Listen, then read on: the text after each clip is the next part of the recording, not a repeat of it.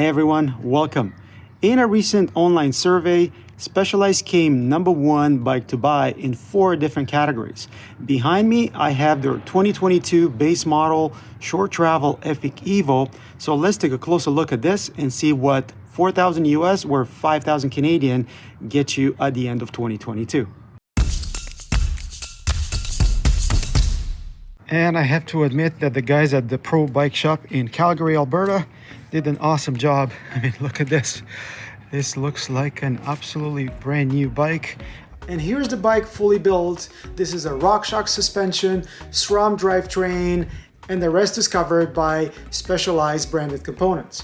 And if you are like many others and you bought this bike online, you would have had no idea of how beautiful this color is. This color is called Satin Doppio, and the bike is fully wrapped with ride wrap. In the rear, you have 110 millimeters travel coming from this RockShox Deluxe Select Plus shock. The 120 millimeter travel up front comes from this RockShox Rebuff fork, which is a Boost 110 by 15 millimeter. 42 millimeter offset, we see the 120, and this is a 29er bike. This is their more entry-level air-sprung fork with motion control as a damper, and you have 20 clicks of rebound adjustment available to you. And like many other RockShox forks, this is torque cap compatible. Not only that, but this bike actually provides the wheels with the torque cap and caps. And talking about the aluminum 29er wheels, these are built with 28 straight gauge spokes, something that's not uncommon for OEM wheels. 2022 brings wider internal dimension. You can see 29 on that sticker. Wheels come with no name hubs that are boost. You see the 15 by 110 front and the 12 by 148 rear hub. As for the tires, they are Specialized branded, and the bike comes with ground control T5 front and rear. Really good looking thread pattern for these tires, and they come in 29er 235. They're supposed to be 60 millimeters wide. Tires have tubes in them, and looking from the left, you can see the SRAM branded brakes, 180 millimeter rotors front and rear, and the 2 piston calipers of these SRAM branded brakes. Brakes are the DOT based level T that don't offer a lot of flexibility, just a reach adjust, but at least they are well integrated both with the NX shifter and the dropper remote here on the left. And I mentioned the Eagle NX shifter, but their crank is the X1000 Eagle compatible. It offers 175 millimeter cranks and a 32 tooth steel Eagle chainring. Chain is also Eagle, but is the cheapest one they have is the Eagle SX. That is used with a SRAM Eagle NX real derailleur, which is not too bad, and an 11 to 50 tooth cassette.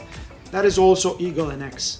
To attach the derailleur, this frame uses the SRAM UDH or Universal Derailleur Hanger, and the frame comes with a dub-threaded bottom bracket, which I'm sure it's appreciated by many. To finish the cockpit, we have Specialized branded lock-on trail grips. You have a 760 millimeter wide handlebar, 31.8 20 millimeter rise with 60 millimeter stem. I showed you the dropper remote before. That goes along with the TransX branded dropper, 30.9 but only 125 millimeter drop.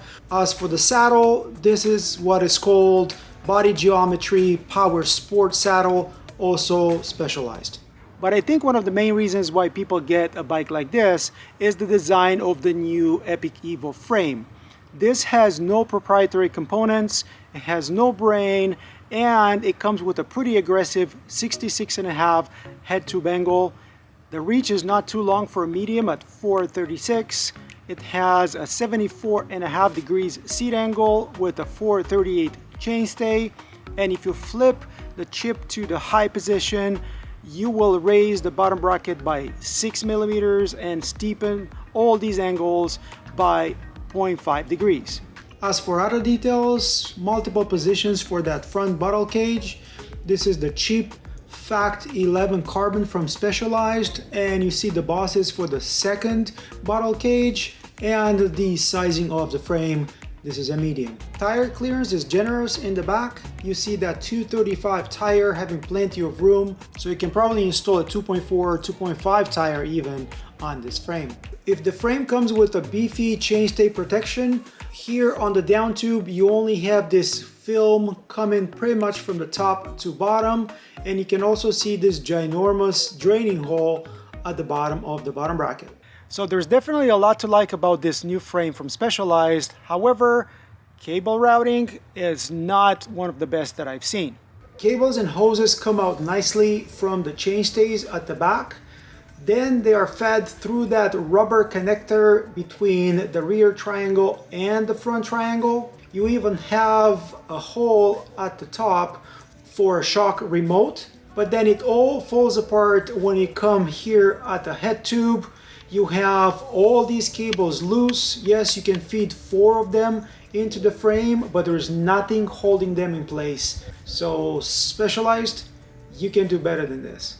And every time I talk to someone about this new Epic EVO, weight comes into the discussion very early on. Weight of the bike, fully stock with that extra frame protection installed, comes up to 28 pounds exactly. We're slightly under. That is 12.7 kilograms. That 28 pounds is not bad for an entry-level build downcountry bike from any company, but the reality is I bought this bike mostly for the frame. The frame, which is supposed to be only about 100 grams heavier than the X-Works, which is much more expensive than this one. Stripped down to the frame, but with all the necessary hardware.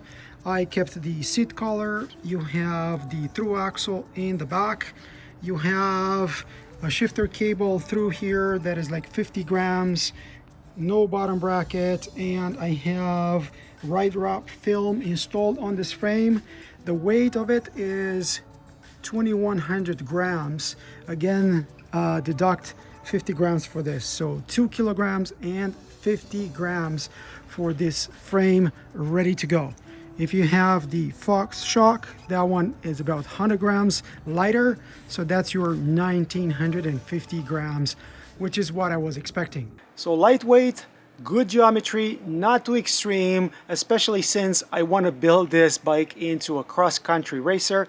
Believe it or not, Jordan Saru from Specialized actually raced the S-Works version of this frame at the UCI level.